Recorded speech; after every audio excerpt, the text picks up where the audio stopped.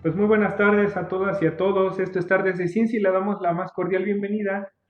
Agradecemos a los asistentes que dejen apagados sus micrófonos y sus cámaras, tienen que estar en rojo, para que no tengamos interferencia con el sonido y podamos escuchar perfectamente a la doctora. En el caso de haber preguntas, tenemos dos modalidades. La primera sería levantando la mano y les estaríamos dando la presentación, en este caso el micrófono. Y también pueden hacer las preguntas por el chat, pueden interactuar con el ponente. Pues hoy tenemos una invitada de lujo, la doctora Carolina Barrientos Salcedo, de la Facultad de Bioanálisis de la región Veracruz, de la Universidad Veracruzana, a quien le damos la más cordial bienvenida, a nombre de Gladys Yáñez y un servidor Rodrigo López, a esta sala de tardes de ciencia. Antes de empezar, vamos a preguntarle a la doctora un poquito sobre cuál es su profesión, qué es lo que le gusta hacer y por qué le gusta divulgar. Y posteriormente, pues pasaríamos a su presentación. Doctora Carolina, bienvenida. La escuchamos. Sí, muchas gracias, gracias. Gracias por la presentación y por la invitación, la organización que han estado llevando y por esta oportunidad de poder estar aquí frente a ustedes a través de este medio. Pues básicamente yo estudié en Jalapa estudié biología hace ya varias décadas. Y el interés de estudiar biología pues fue para responder preguntas. Siempre la curiosidad de saber cómo funcionan las cosas, por qué se ven así o por qué son diferentes las que se parecen. Y entonces, pues llegué hasta la biología, estaba entre la biología y la química, de hecho, me sigo desempeñando entre esas dos disciplinas, pero la biología me permitió, pues, conocer de manera integral los procesos de los organismos, los procesos de vida, de la nacimiento, la vida, cómo funciona, cómo interaccionan los organismos. Entonces, esta parte de la biología ha sido fascinante y algo es un tanto anecdótico es que generalmente si me conocen sabrán que soy bióloga o si me escribo por ahí en el CV. Sin embargo, la mayoría, como siempre me he desarrollado y he estado trabajando en hospitales, piensan que soy química o médico, pero generalmente no piensan que soy bióloga, tengo que decirlo, y lo digo con mucho orgullo siempre. Este, pero bueno, y divulgar, pues divulgar es necesario, es fascinante.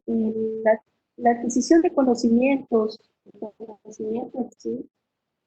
Pues no tiene algún valor si se lo queda a uno, o si solamente lo aplica, o si en realidad los conocimientos que se van generando a través de la investigación, pues considero que sientan las bases para que generación tras generación o cada vez sea más fácil hacer el paso siguiente, sea más fácil y además las respuestas queden más completas. Entonces, la divulgación es necesaria, es fundamental, para mí una parte importante. Lo hago a través de las clases, de cursos, lo hago a través de, pues, las que tengo hasta primarias o secundarias, porque también es muy importante que tengamos nosotros o que sepamos cuando vemos a un ser vivo que se parece a nosotros, ¿no? Entonces, esta parte de conocer, tuve la oportunidad de conocer un poquito más sobre el genoma de los organismos y me ha permitido, y me da mucho gusto el poder transmitir que todos los organismos vivos pues, nos parecemos.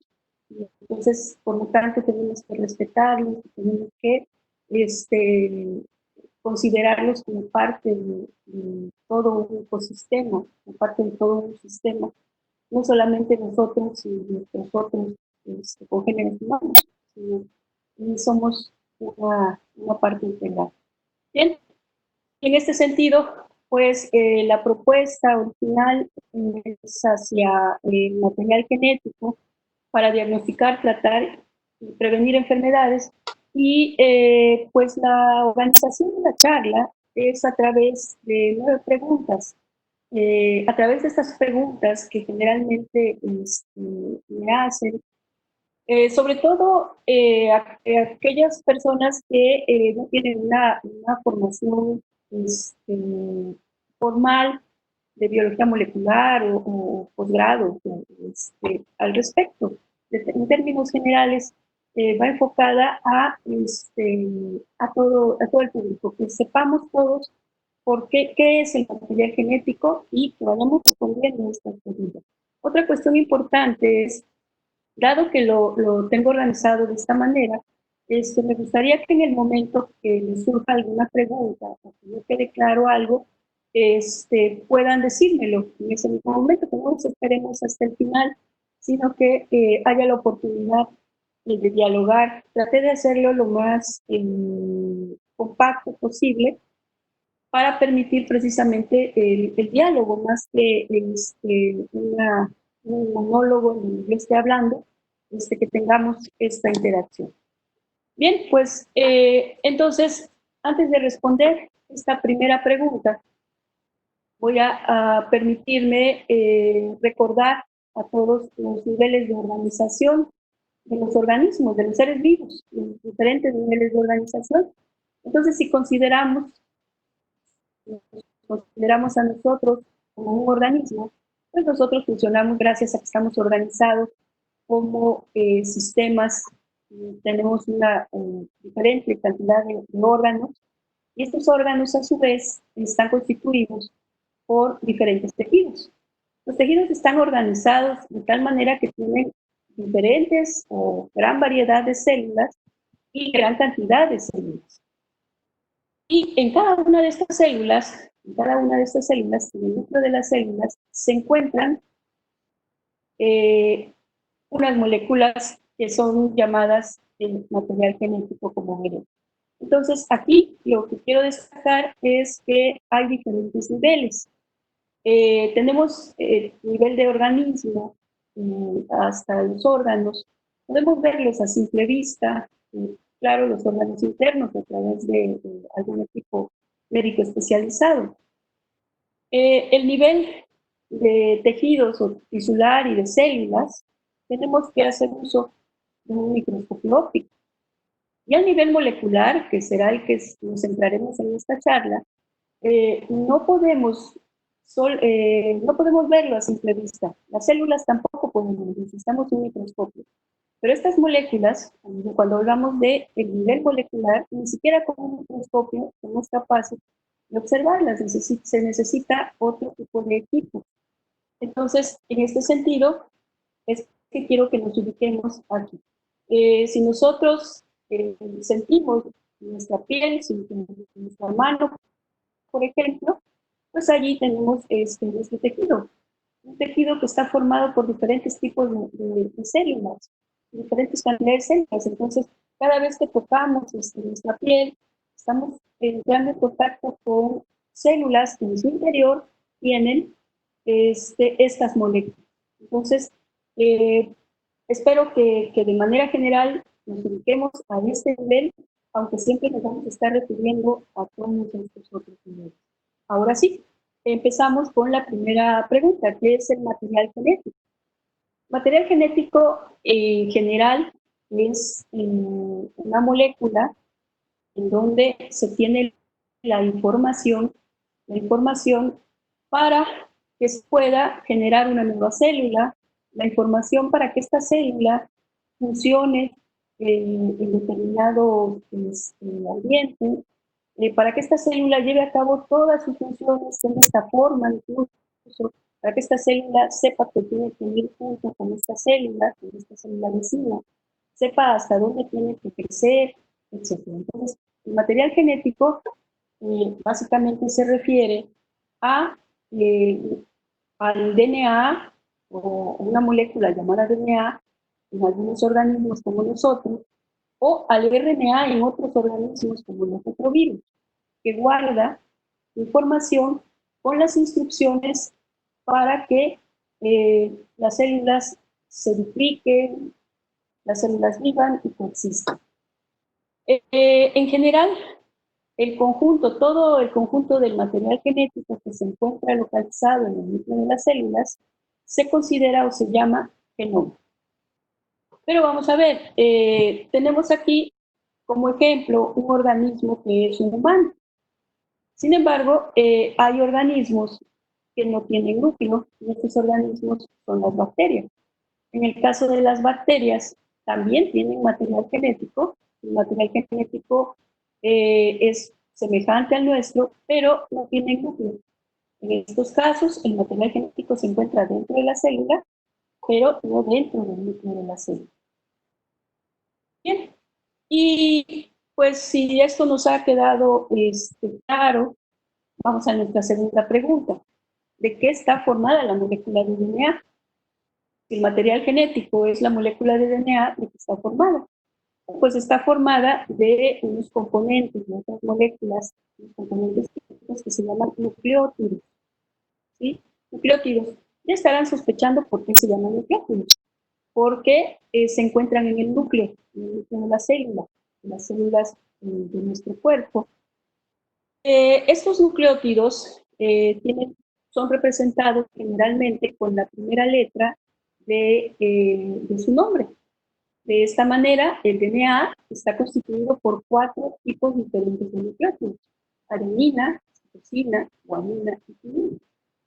Y aquí viene lo que al final de la charla, espero que ustedes, a los que ya lo saben, lo conocen, pues mucho más claro, y a los que no, nos quede lo suficientemente claro para respondernos las preguntas que son el motivo de esta charla. Y es esta molécula de DNA formada por los nucleótidos tienen un orden, ¿sí? Un orden de nucleótidos. Y cada uno de los nucleótidos no siempre una timina está junto a una guanina. Hay veces que la timina está junto a una citosina, o junto a otra timina, o junto a una adenina. Entonces, el orden de los nucleótidos es muy importante en la molécula de DNA. ¿Sí? Otra cosa importante es que la molécula de DNA está formada de dos cadenas, dos hebras, así se conocen, así se llaman estos. Son un nucleótido junto con otro nucleótido que es complementario a este. ¿Sí? Entonces la molécula de DNA está constituida o formada por nucleótidos y es de doble cadena. ¿Sí? Y solemos ver esta abstracción en algunas publicaciones o en algunas, incluso en algunas publicaciones pues de chiste. Estas letras y letras y letras, estas letras hacen referencia a estas letras, al orden de la secuencia de los nucleótidos. ¿Sí? Y entonces pasamos, si es que nos va quedando claro, pasamos a la pregunta número 3. ¿En qué se diferencia o se diferencian el DNA del RNA? Hay muchísimas diferencias a diferentes niveles, a nivel espectroscópico, a diferentes niveles que aquí solamente nos van a interesar los más importantes. Y estos más importantes son que la molécula de RNA es una molécula sencilla, tiene solamente una cadena. ¿Sí? Otra cuestión importante es que los nucleótidos que constituyen al RNA son la guanina, citosina, adenina y uracilo. Mientras que, a diferencia del RNA, el DNA, como ya les comenté, tiene doble cadena. Y los nucleótidos que lo constituyen incluyen a guanina también, citosina, adenina, pero tienen timina. Entonces, estas son dos de las diferencias más notables y más generales entre el DNA y el RNA.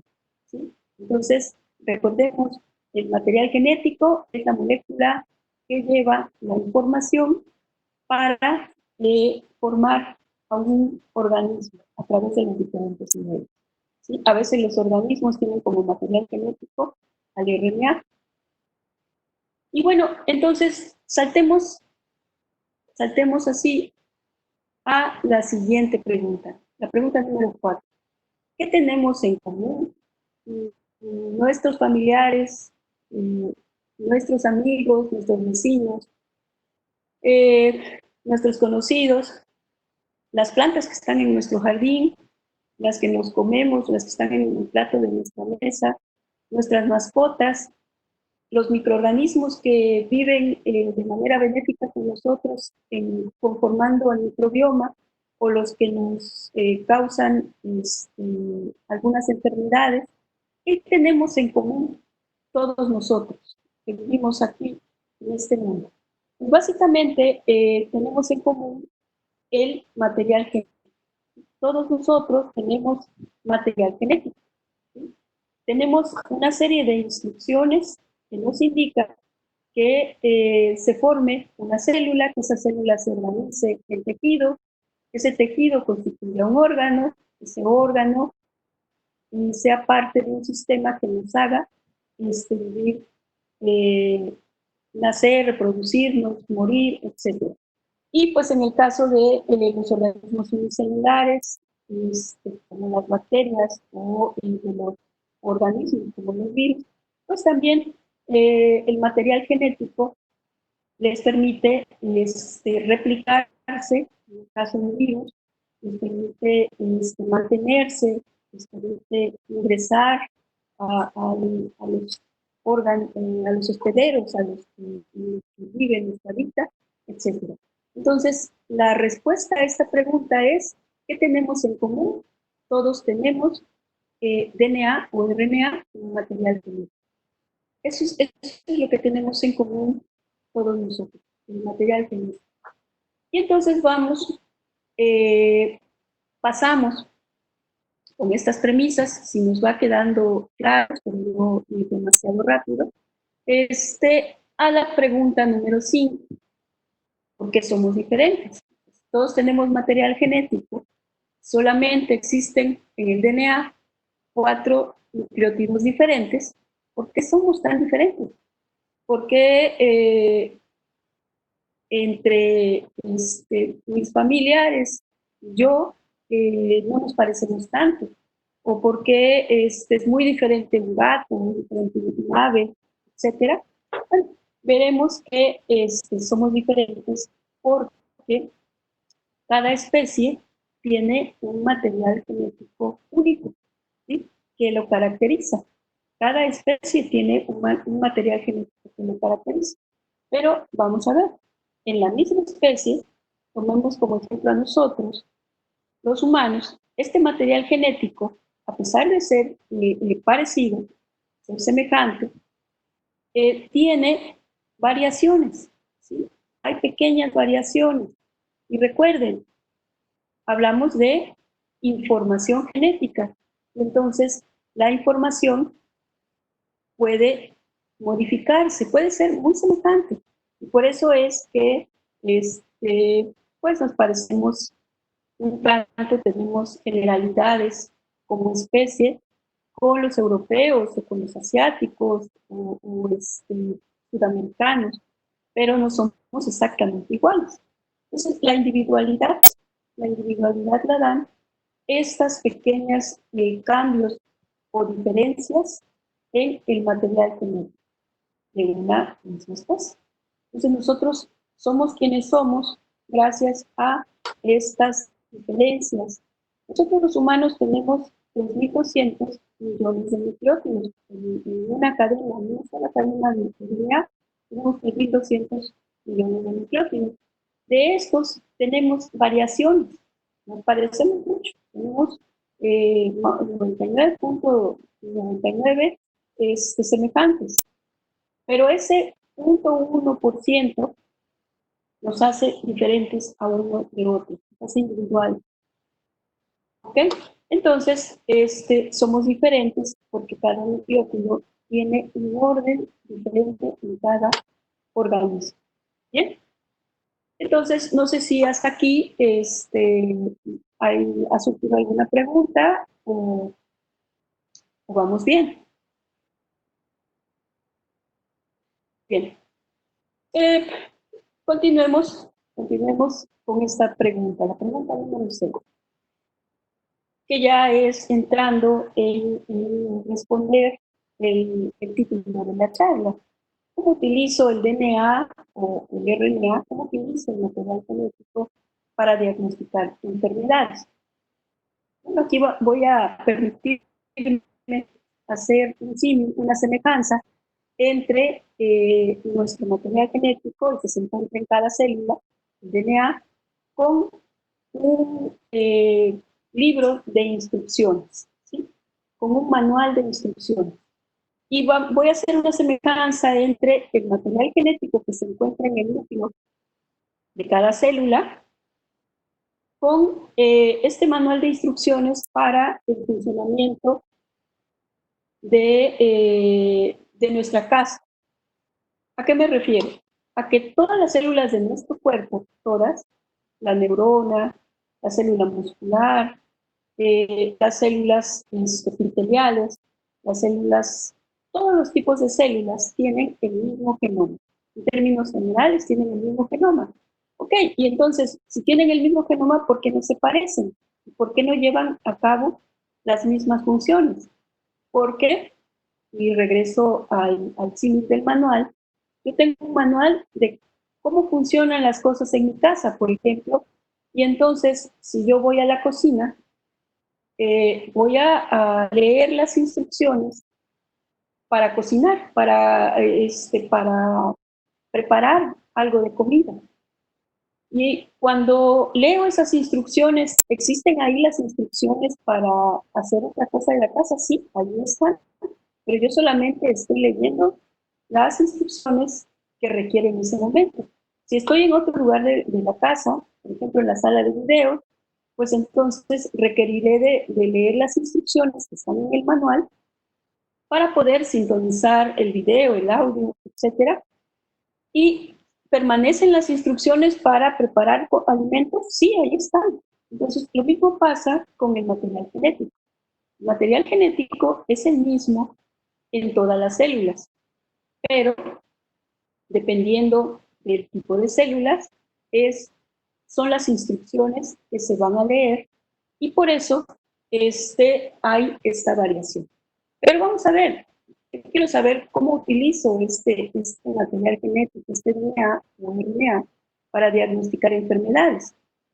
Si yo sospecho que la enfermedad que tengo se asocia a un mal funcionamiento de algún tipo de células, lo que tengo que hacer, y esto puede estar relacionado con una alteración en el material genético, tengo que extraer este material genético. Está aquí en el núcleo, está aquí adentro, tengo que sacarlo, tengo que extraerlo. Esto lo llevo a cabo en un laboratorio. Entonces, una vez que lo extraigo, utilizando ciertos equipos y algunas técnicas, analizo cómo se encuentra este material genético. Pero ¿cómo lo voy a analizar? Bueno, lo analizo porque previamente conozco yo el material genético, el orden de la secuencia de los nucleótidos de esas células, de ese tipo celular, cuando no se encuentra el mal funcionamiento, cuando una célula está funcionando bien. Y entonces hago una comparación de una célula que funciona mal, cómo está su genoma, o una célula que está funcionando bien. Y de esa manera yo puedo establecer si ese mal funcionamiento celular se debe a una modificación en el genoma. Entonces puedo diagnosticar una enfermedad genética, por ejemplo. Pero, ¿qué pasa si yo quiero diagnosticar la presencia de algún agente infeccioso en una muestra? Bueno, pues en el laboratorio también yo puedo tomar una muestra, que puede ser sangre, tejido, líquido cefalorraquídeo, heces, orina, cualquier muestra que contenga células nucleadas. Y entonces, estas muestras, extraigo el DNA, lo someto a procedimientos en ciertos equipos y puedo conocer la presencia o ausencia de esos agentes infecciosos en las muestras. ¿Cómo? Pues identificando la presencia del material genético de esos agentes infecciosos. Bien, y entonces ahora vamos a la pregunta 7. ¿Cómo diferencio el material genético modificado o el material genético de otro organismo? ¿Cómo diferencio yo entre un organismo y otro con base en su material genético? Bueno, la respuesta es identificando la secuencia de nucleótidos, identificando el orden de esos nucleótidos. Y para ello, nuevamente, se hace uso de algunas técnicas. Existen infinidad de técnicas, pero las más importantes y las más utilizadas para diferenciar las modificaciones en el material genético o diferenciar a un organismo de otro son la de reacción en cadena de la polimerasa con sus múltiples variantes y la secuenciación. La secuenciación también con variantes, porque puede ser secuenciación de DNA o secuenciación de RNA, secuenciación de todo el material genético, que se llama masiva, o secuenciación solo de alguna región del material genético, una región muy particular que se puede estar asociando con alguna enfermedad. Entonces, yo puedo diferenciar, conozco ya material genético que no está modificado, de tipo silvestre o de tipo original, y lo comparo con el que yo quiero saber si tiene cierta diferencia.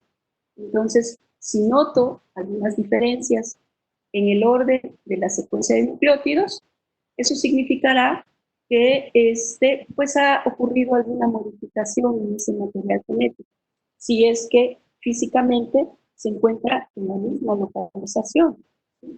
Entonces, si por ejemplo, en un sitio, aquí ejemplificado, por ejemplo, 207, si en este lugar puede haber TGT en el genoma de un organismo, es posible que en el genoma de otro haya una variante. Y aquí está el ejemplo más claro. Aquí tenemos un segmento de DNA de Escherichia coli, una bacteria, y aquí tenemos Staphylococcus aureus. Y entonces vemos que tiene diferencias en nucleótidos. Y estas diferencias que yo puedo conocer a través de la técnica de secuenciación me permitirá saber si en una muestra yo tengo una bacteria o la otra, o si en un organismo hay una diferencia entre uno y otro organismo. Y nuevamente, el orden de la secuencia de los nucleótidos es diferente en cada organismo. Bien, pues espero que hasta aquí pues no haya sido muy rápido, muy lleno de cosas, porque ya llegamos a la pregunta número 8, que representa la segunda premisa de esta charla. ¿Cómo se usa el DNA en el tratamiento de las enfermedades? Pues aquí voy a partir de este enunciado, que si lo conozco, sé de sus fortalezas y sus debilidades. Y aquí cuando nosotros, por ejemplo, jugamos algún videojuego, pues si conocemos a nuestro rival, sabremos cuáles son sus fortalezas, pero también cuáles son sus debilidades. Y entonces, si yo quiero acabar con ese rival, pues puedo hacerlo a través de sus debilidades. ¿A qué me refiero con eso? Si yo quiero tratar algunas enfermedades, tengo que conocer el material genético. ¿Cómo lo conozco? A través de la secuenciación. Y entonces, una vez que lo conozco, voy a poder ser capaz de conocer las instrucciones. ¿Para qué son las instrucciones de ese material genético? La instrucción, por ejemplo, puede ser para formar una proteína determinada, u otra, cualquiera. Entonces, en general, si yo conozco el DNA o el material genético de un organismo, puedo inferir cómo se expresa esas instrucciones, qué proteínas van a generar. ¿Y para qué me sirve a mí? Si yo quiero tratar la enfermedad, quiero contrarrestarla. Bueno, porque puedo emplear o diseñar, y esto es lo que hacen las farmacéuticas, moléculas que activen, supriman o bloqueen la expresión de ciertas proteínas que se relacionan con las enfermedades. Bien, y entonces pasamos a la última premisa, la tercera y la última pregunta de esta charla. Si conozco mi DNA, ¿puedo prevenir enfermedades? La respuesta es sí, sí puedo prevenir enfermedades. ¿Por qué? Porque recordemos que mencionamos que a pesar de que somos una misma especie, como nuevamente a los humanos como ejemplo, a pesar de que somos una misma especie, tenemos pequeñas diferencias en el orden de los nucleótidos. Estas diferencias en ciertos lugares del material genético constituyen marcadores moleculares, ¿sí? Y los cambios en estos marcadores moleculares pueden dar como resultado el que algunas personas, por ejemplo, tengan genes que se asocian al metabolismo más lento de algunas grasas, por ejemplo, como carbohidratos, y entonces que se asocian a obesidad, ¿sí? Puede ser que tenga una modificación en el material genético que se asocie a una proteína relacionada con el crecimiento, con la talla. Y entonces puedo tener predisposición a tener talla baja, por ejemplo. Pero aquí hay algo bien importante y esto es fundamental para la prevención de enfermedades desde el estudio del material genético.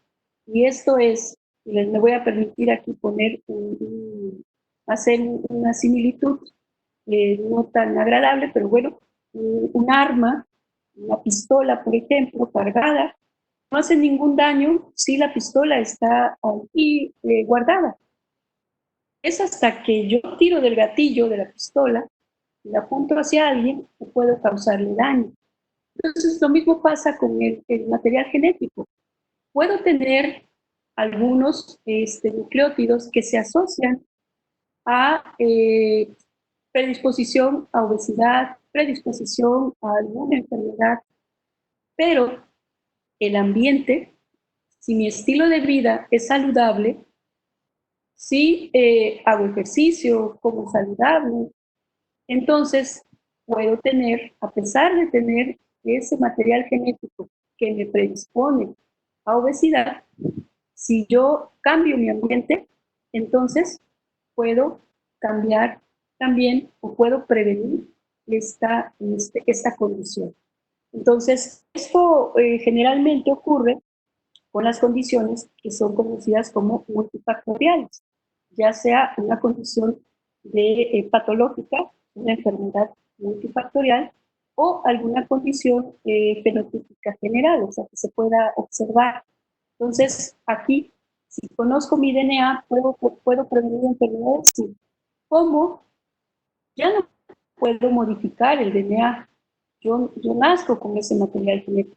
Cada una de las células lo tiene, pero lo puedo prevenir a través del cambio en mi estilo de vida, cambio del ambiente, porque el ambiente juega un papel muy importante en la presión sobre el material genético. Bien, y aquí llegamos esto es solamente un ejemplo, y es muy interesante porque hace 10, 15 años empezó a hablar de medicina personalizada. En México se creó el Instituto Nacional de Medicina Genómica y todos fuimos felices cuando conocimos el genoma, etcétera. Pero ¿qué es esto de medicina personalizada y qué tiene que ver con lo que he estado diciendo? Pues básicamente tiene que ver porque se refiere a que el diagnóstico, el tratamiento y la prevención basados en el conocimiento del material genético, en el conocimiento de la secuencia de nucleótidos, en el genoma que tenemos cada uno de los individuos, permite hacer diferencias, permite separar poblaciones a través de lo que se conoce como perfiles genéticos. De tal manera que el enfoque tradicional a la fecha que se sigue aplicando es, si yo tengo alguna enfermedad, tengo un diagnóstico determinado, entonces recibiré el mismo tratamiento que reciben todas las personas. Sin embargo, si se analiza mi perfil genético, si puedo caer en un grupo en el cual no responde al tratamiento para esa enfermedad. ¿Por qué? Porque tiene el orden de los nucleótidos en ciertas regiones del material genético son diferentes. Y entonces para estas personas podría modificarse en la forma en la cual se trata, se previene o incluso se diagnostica las enfermedades. Pero todo esto en realidad no es solamente aplicado a los humanos, a nosotros, ¿no? Esta visión de este abordaje del material genético para el estudio de enfermedades, para diagnosticarlas y para prevenirlas, pues es aplicable a animales, a plantas, y no solamente en el área médica, en el área de enfermedades mentales, sino en múltiples áreas. Bien, entonces por mi parte es todo. Muchas gracias por su tiempo. Muchísimas gracias, doctora. ¿Me escucha? Sí, sí, sí. Muchísimas gracias, doctora. ¿Tenemos alguna participación de alguien del público que quisiera Sí. levantar la mano para poder hacerle una pregunta a la doctora Carolina?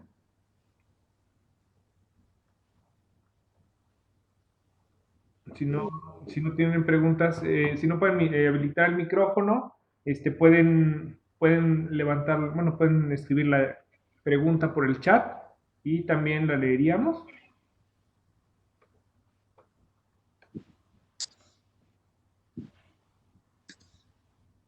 Ok.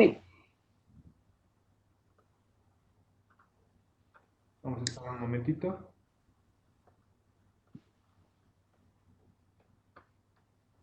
Pues creo que no hay preguntas. Aquí hay Parece que Kevin Flanders, si gustas habilitar el micrófono, tiene que estar en gris. Me parece que ya. ¿Me escuchan? Sí, sí, escuchamos.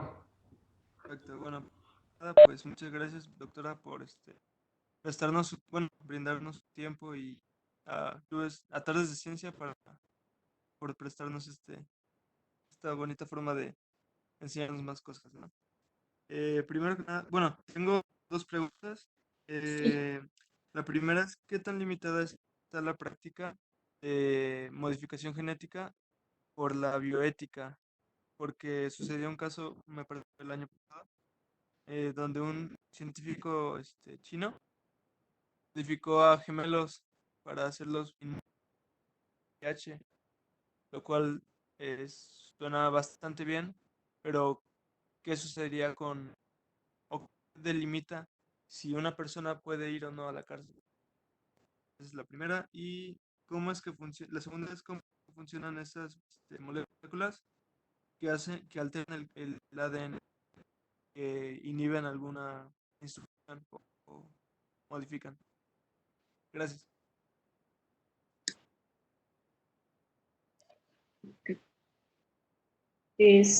Perdón, no sé si por ahí me pueden ayudar con la segunda. La primera sí la escuché bien acerca de la ética, la segunda no la escuché muy bien.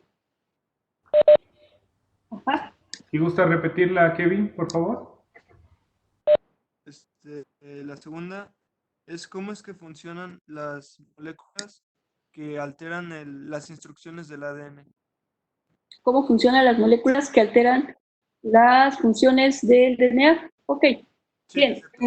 bien. El referente a la ética, a la bioética, es bien importante destacar que es fundamental que se sigan, no sé si se siguen escuchando, porque ya no los veo. Sí, sí, sí, lo escuchamos. Ya no los puedo ver, pero sí, qué bueno que me escuchan.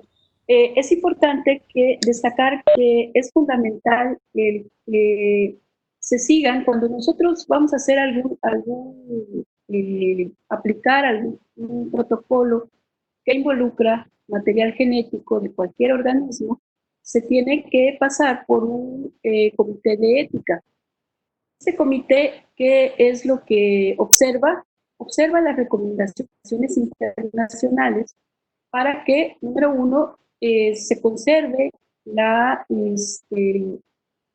confidencialidad de los donantes. Número dos, para que no se modifique de manera perjudicial ese material genético. Número tres, para que solamente se ocupe para el proyecto y el beneficio de la humanidad. Entonces, es difícil, hay otras premisas. Es difícil en realidad el pensar en protocolos basados en material genético que se puedan llevar a cabo sin el consentimiento sin la previa autorización de un grupo de académicos y un grupo incluso interdisciplinario, porque pueden ser parte de otros sectores de la población, que impidan, o sea, que se vaya a hacer modificaciones como estos gemelos. En realidad, las modificaciones en humanos, hablando de terapia génica, por ejemplo, que ese es otro punto, otro asunto, no han sido tan exitosas. El manejar, por ejemplo, células madre, Carla, han sido exitosos, pero han tenido muchas situaciones éticas porque aquí es el producto. O sea, al final, si yo modifico el material genético, entonces estoy modificando las leyes naturales. Y la consecuencia, si nos consideramos como parte de un todo, de un ecosistema, de un todo, entonces estamos modificando ese ecosistema. Ejemplos concretos, pues están el caso de los organismos transgénicos. Más que causarnos un daño porque los comamos o porque exacerben nuestro sistema inmune, muchas cosas que luego dicen, el daño es ecológico, porque al modificar un organismo, modificarlo genéticamente y al favorecer que se encuentre en un espacio determinado en contacto con otros organismos que de manera natural no estarían o que no estaría permitiendo su contacto. Entonces, eso modifica el ambiente y esta modificación pues tiene resultados terribles, o sea, muy, muy malos. Entonces ahí sí, concretamente, es importante el seguir protocolos de bioética. Es evidente que en biotecnología, en genética molecular, cuando se sabe, cuando se sabe manipular el material genético, queremos sacar provecho, el mayor provecho posible, pero siempre hay que tomar en cuenta estos tratados internacionales para no transgredir los derechos humanos, los derechos ambientales, etc. Y la siguiente, las moléculas que modifican, eso depende mucho de qué organismo se trata. Si, por ejemplo, hablamos de bacterias, eh, las bacterias, pues, por ejemplo, pueden ser moléculas que bloqueen la replicación bacteriana, que bloqueen células que están relacionadas con, que bloqueen proteínas o moléculas relacionadas con su replicación. ¿Sí? Si se trata de virus, lo mismo, puede ser el bloquear o el suprimir la expresión de proteínas relacionadas con su infectividad o relacionadas con su replicación.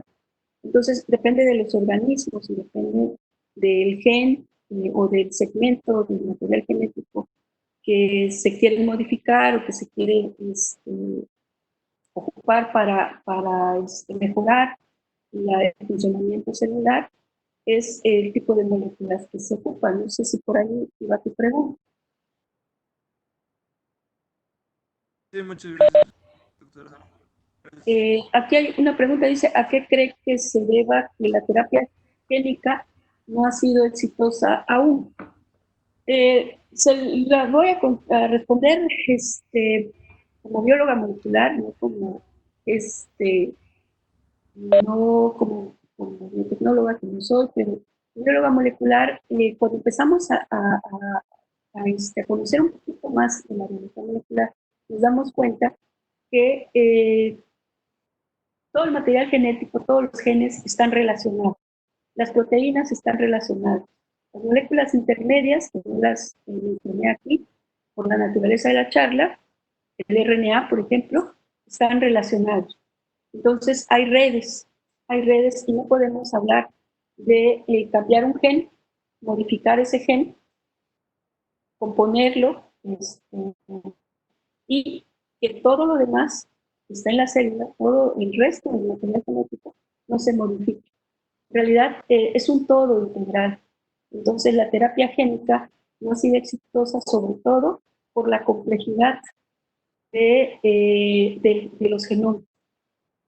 Número dos, no ha sido tan exitosa porque cómo hacer durar estas células modificadas, este material genético modificado.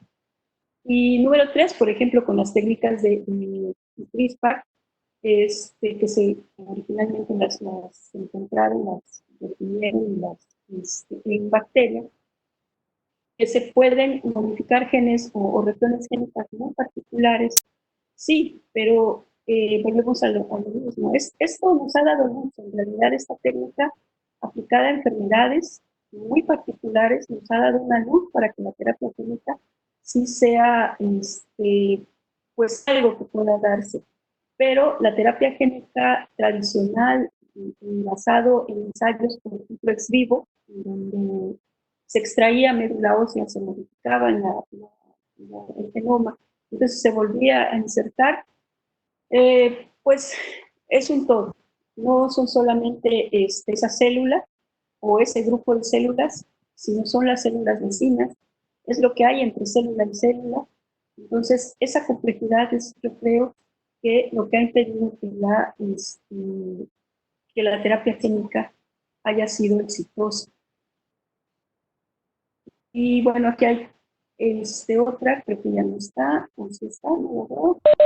Se ve muy pequeño el chat. Tenemos también de Ricardo Morales Ladrón de Guevara. No sé si ¿Sí? gusta participar para habilitar el micrófono. Ricardo.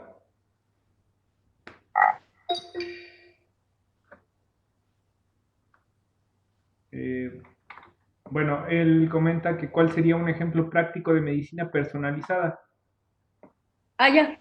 Un ejemplo práctico de medicina personalizada. Tuve la oportunidad de participar en uno de ellos, en el Hospital de Pediatría, y allí hay diferentes agentes terapéuticos contra glioblastoma multiforme en niños. Entonces, lo que se hacía, y bueno, cuándo aplicarle la terapia a un niño o cuándo a otro, para que se reduzca el tumor. A veces el niño tenía la misma edad, eran niños con la misma edad, del mismo sexo, el mismo tipo de tumor, y uno prosperaba bien y otro no. Y entonces lo que se hizo es hacer los perfiles genéticos, los perfiles de expresión con microarreglos, y se observaba que había variación, a pesar de que a nivel de tejido era el mismo tumor, a nivel molecular eran tumores diferentes. y entonces se tomaba, si era factible, si, en los casos en los que fue factible, se tomaba una biopsia por aspiración del tumor, que no representaba mucha dificultad de manejo terapéutico o riesgo para el paciente. Se ponía en cultivo, un cultivo primario, y se aplicaban, se hacía pues esto en horas, se aplicaban los diferentes pozos, y en cada pozo se aplicaban diferentes concentraciones de diferentes fármacos. Y entonces se veía cuáles fármacos, a través de conteos de viabilidad celular y demás, qué fármaco era el más efectivo para ese tumor. Esto en cuestión de unas horas, entonces te permitía al oncólogo clínico tomar la decisión de ocupar uno u otro medicamento en ese nivel. Y esto era extraordinario, es extraordinario que se siga aplicando, porque las secuelas de los tratamientos quimioterapéuticos son muy fuertes. Y entonces, si va a tener estos efectos secundarios y no tiene una respuesta sobre las células del tumor, si no las mata, pues entonces no tiene caso aplicar esa terapia. Entonces, ese es un ejemplo concreto que me ha tocado vivir. Hay otros ejemplos, varios ejemplos en México donde se sigue y donde se está aplicando la terapia química. Bien, ¿algún otra pregunta? Buenas tardes, doctora. Buenas ¿No tardes. me escuché? Ok, soy Gabriela, la que hizo la pregunta de a qué cree que se deba la terapia génica. Pero tengo otra duda. ¿Qué tan viable sería aplicar, pues ahora sí, un protocolo de estos en fetos para prevenir las enfermedades hereditarias? Bueno, mira, para prevenir las enfermedades hereditarias es mejor el manejo clínico. Te diré Ok. por qué. Te diré por qué, porque si hay antecedentes en la familia de una enfermedad hereditaria, entonces el médico genetista puede indicar el diagnóstico en los padres y puede indicar la fertilización in vitro.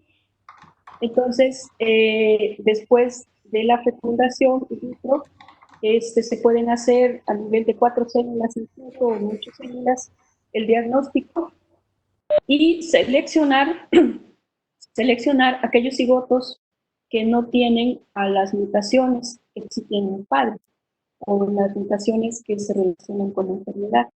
Entonces, implantar en la mamá solamente aquellos cigotos que estaban libres de la enfermedad. Entonces, ese es un mejor manejo, que esto es lo que tiene la genética, más que curar, o sea, ya una vez que se nace con una enfermedad genética, pues no se puede curar. Los genetistas, los médicos genetistas no tienen un recetario. Los médicos genetistas dan un diagnóstico para que el individuo a través de su vida pueda saber si va a tener alguna otra complicación y pueda tener una mejor calidad de vida.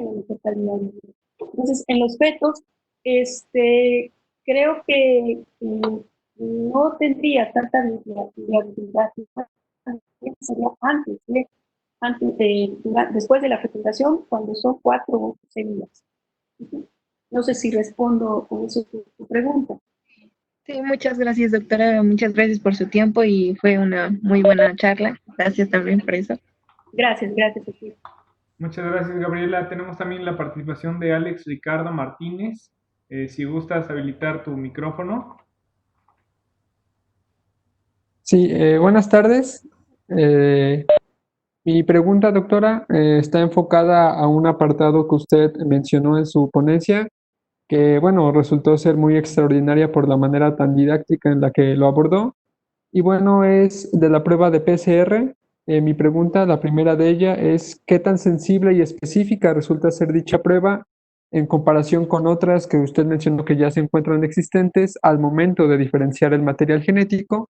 Y bueno, la segunda de ellas, también en derivado de lo anterior, es qué tan factible resulta ser su empleo en nuestro país al momento de practicar esta prueba de PCR.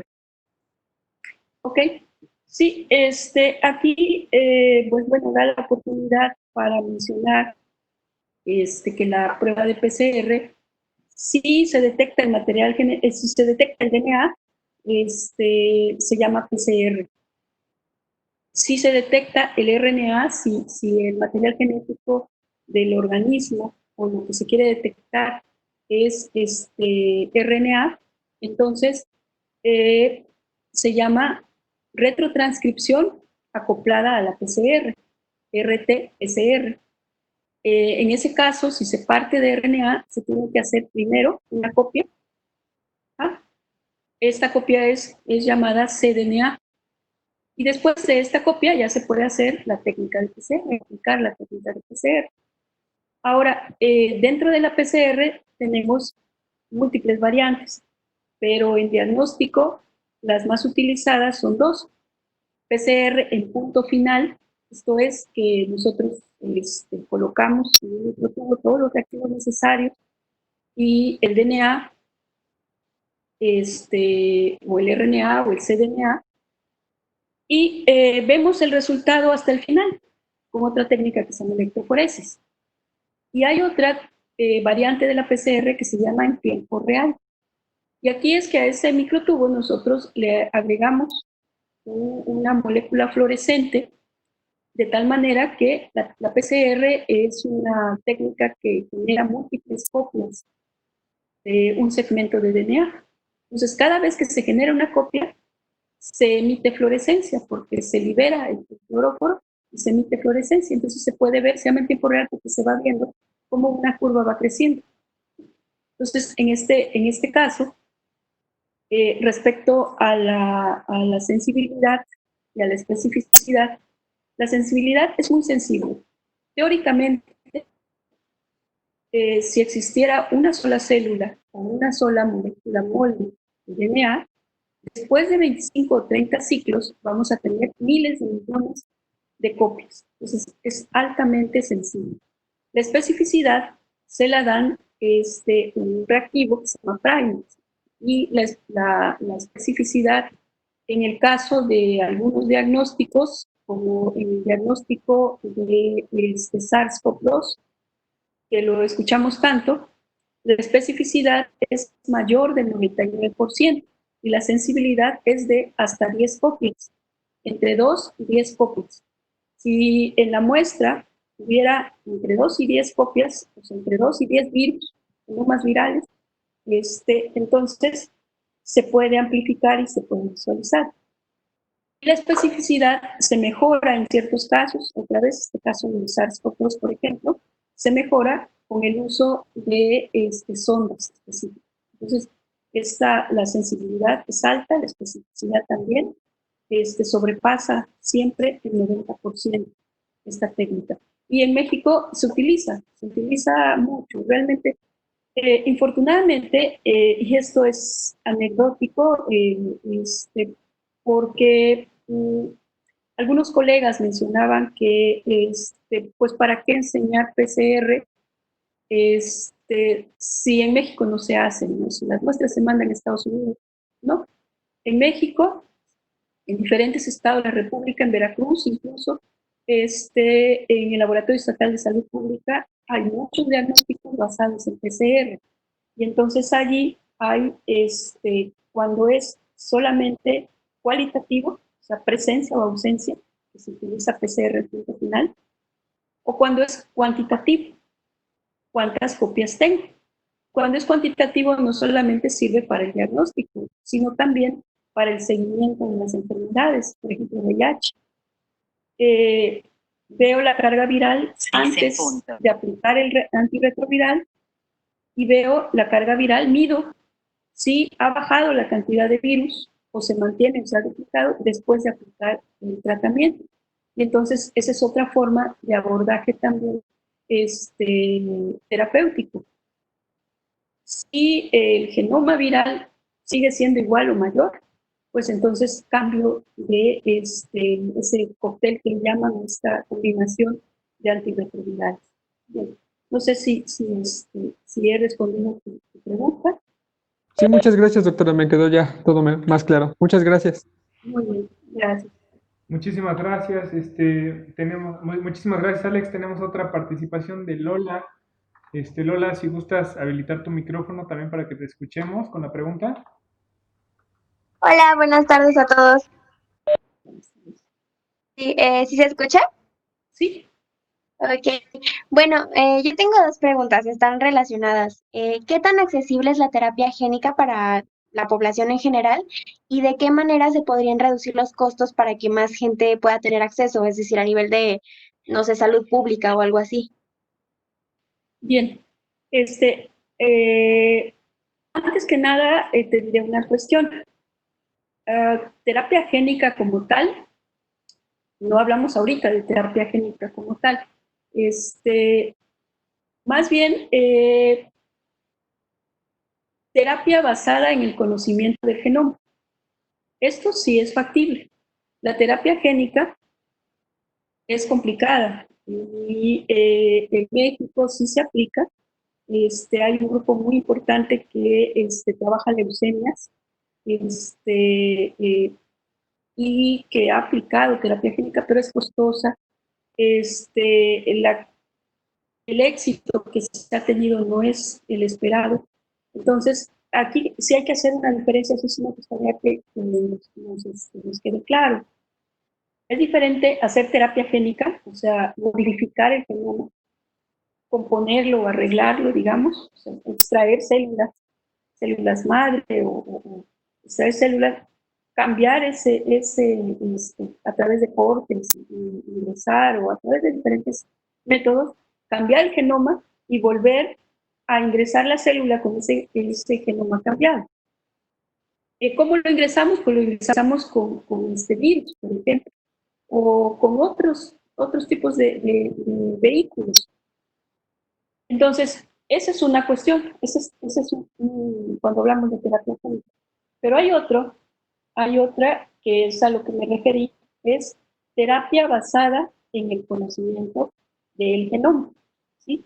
Si yo sé que en el gen o en el segmento del genoma que tiene las instrucciones para codificar para una proteína que va a metabolizar, o sea, ácido acetil salicílico, por ejemplo, un CYP, un CYP, ¿ya? Tengo una modificación y pertenezco al grupo de personas que metabolizamos lentamente ese fármaco. Entonces, si me dan una dosis igual que a la dosis que le dan a la población que metaboliza a una velocidad regular o a la población que metaboliza muy rápido, ¿qué pasará? Pues pasará que si yo metabolizo lentamente, entonces tendré acumulación de ese fármaco en el sistema.